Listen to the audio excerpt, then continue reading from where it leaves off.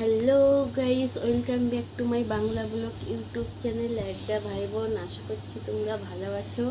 তোমাদের সামনে আবারও চলে এসেছি। তোমাদেরকে আজকে আমি দেখাবো একটা সুন্দর রান্নার ভিডিও। তো তোমরা দেখতে থাকো। এরকম মাম্মাম মাম্মাম হাই বলো, হাই। দেখো মাম্মাম। তবে তোমরা পুরো ভিডিওটা স্কিপ না করে দেখতে থাকো।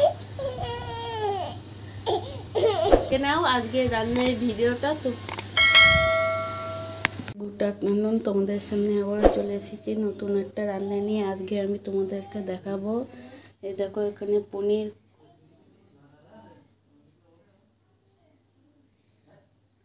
এই দেখো এখানে কেটে রেখেছি টুকরো করা পনির। তো তোমাদেরকে আমি আজকে দেখাবো নিরামিষ পনির, সয়াবিন আর আলুর একটা নিরামিষ একটা রেসিপি। তো তোমরা পুরো ভিডিওটা স্কিপ না করে দেখতে থাকো। তো কি কি লাগবে বলে লাগবে, এই দেখো এখানে চিনি, নুন, হলুদ, ধনে জিরে গুঁড়ো, মিট মশলা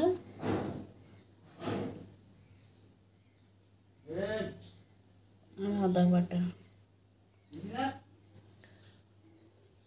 কড়াইতে তেল গরম হয়ে গেছে, পনিরগুলো ভেজে নেব। কড়াইতে তেল গরম হয়ে গেছে, এবার আমি পনিরগুলো ভেজে নেব।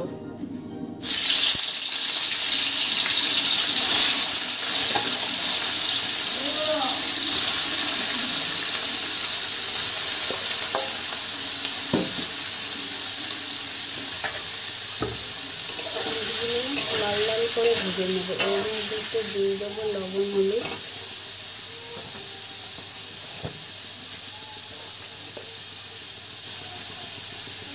এর মধ্যে দিয়ে দেবো সামান্য পরিমাণে লবণ,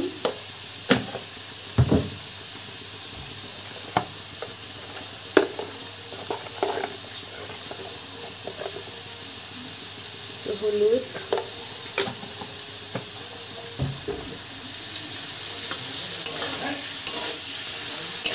পনিরগুলো হালকা লাল লাল করে ভেজে নেব। তো এই দেখো পনিরটা আমার লাল লাল করে ভাজা হয়ে গেছে। এবার পনিরটা তুলে নেব।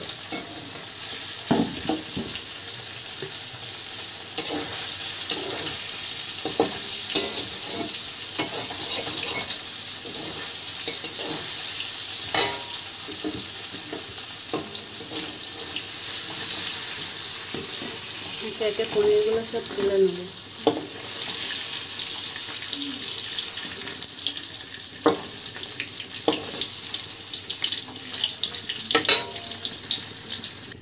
দেখো আমি পনিরগুলো সব ভেজে তুলে নিয়েছি। এবার কড়াইয়ের মধ্যে ওই তেলের মধ্যে এবার ভেজে নেব।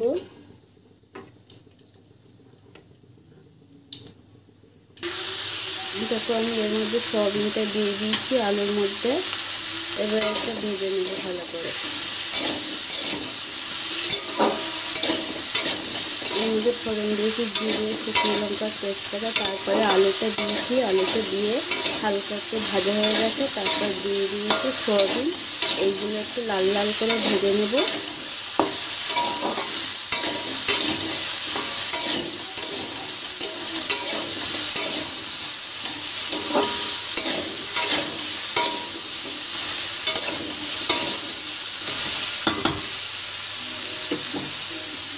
খুব সিম্পল একটি রেসিপি, তোমরা ভিডিওটা দেখতে থাকো। তোমরা এই আলু আর সয়াবিনটা খুব ভালো করে ভেজে নেবে। পনিরটা বেশি ভাজবে না, হালকা লাল লাল করে ভাজে। পনির বেশি ভাজলে শক্ত হয়ে যায়, খেতে ভালো লাগে না। অনেকে আবার পনিরটা না ভেজে কাঁচা দেয়, ওইভাবেও রান্না করা যায়। হালকা ভাজা পনিরটা, কিন্তু সয়াবিন আর আলুটা খুব ভালো করে ভেজে নেবে।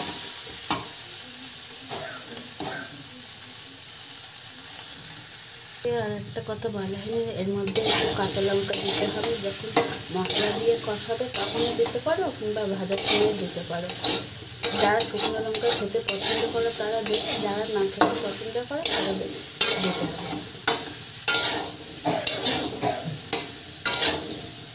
একদম সিম্পলভাবে, এটা কোনো সমস্যা হবে না কারো। একদম হালকা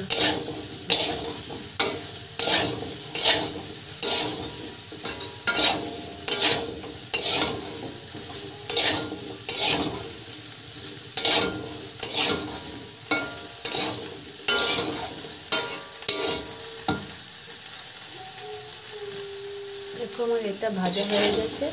সয়াবিনের আলুটা ওদিকে গরম জল বসিয়ে দিয়েছি। তরকারিতে সবসময় গরম জল দেবে, আমি এই পনিরের তরকারিতে গরম জলই দেবো।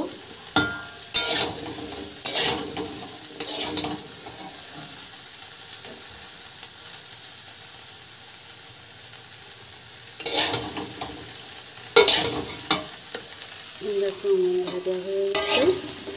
এর মধ্যে এবার আস্তে আস্তে মশলাগুলো সব দিয়ে দেবো। এই দেখো মিট মশলা, ধনে জিরে গুঁড়ো, হলুদ, লবণ,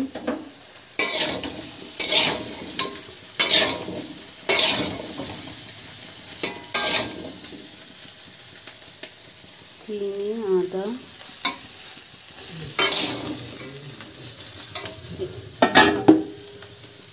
এগুলো সব দিয়ে দেবো। এই সব দিয়ে দিলাম। এবার থেকে একটু গরম জল নিব।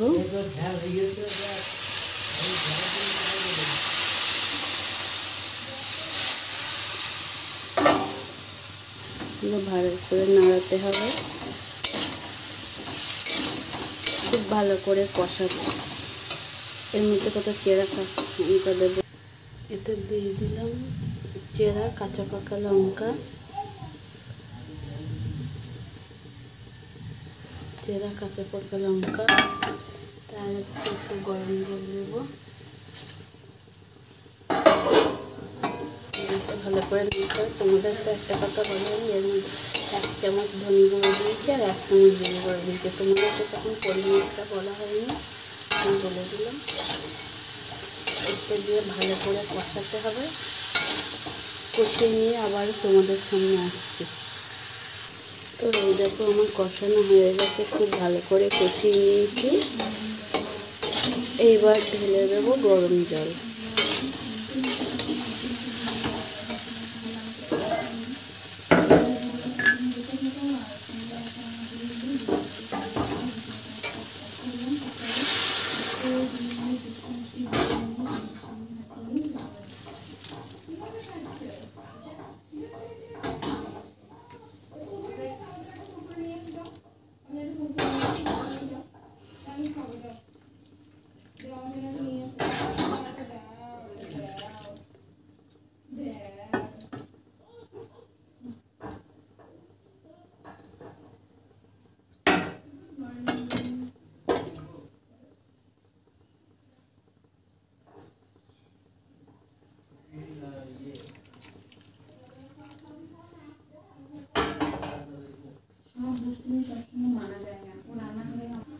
তো এই দেখো আমি জল ঢেলে দিয়েছি এর মধ্যে।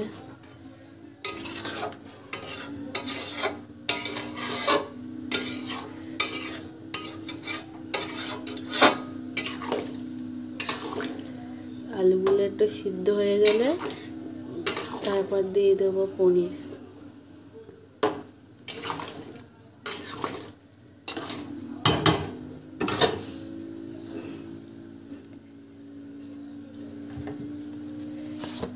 আর একটু লবণ দিয়ে দেবো।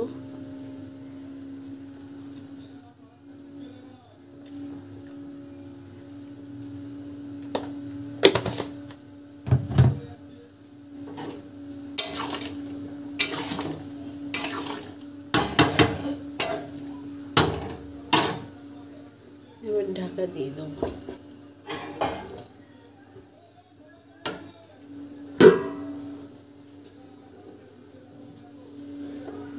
দেখো রেডি হয়ে গেছে আমার সয়াবিন আলু পনিরের তরকারি। নামিয়ে নিয়েছি।